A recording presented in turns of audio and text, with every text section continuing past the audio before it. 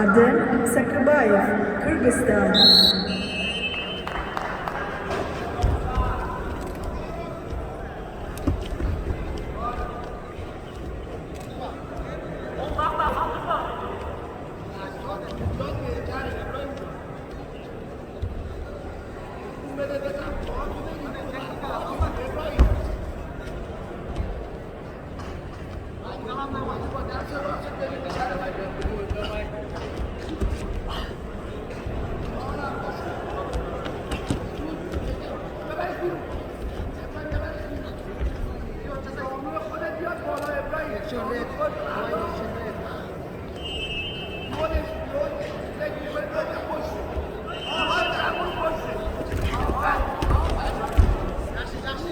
Yanından koy dedim oğlum, başına koy.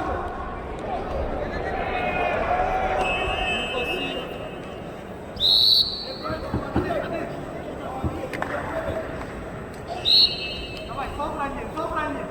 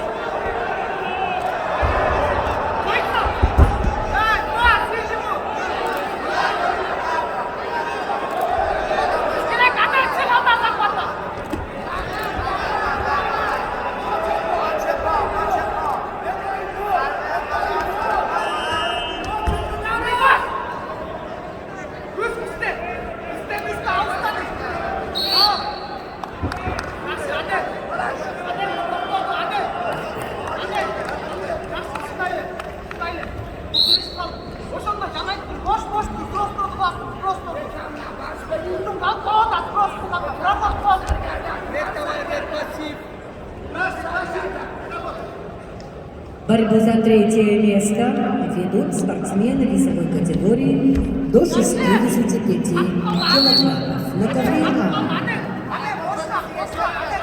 Мухаммад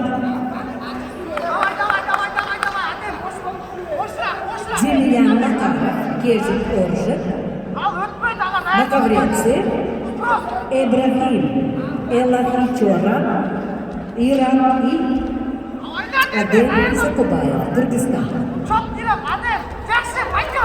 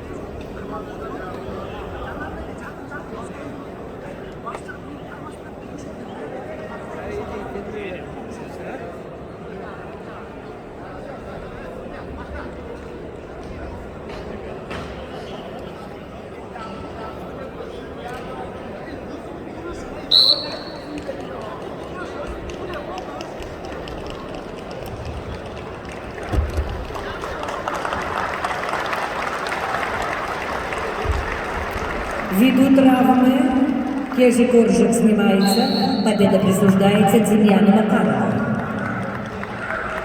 The winner in the red category, 65 kilos and bronze medalist becomes Demyan Makarov, Russia.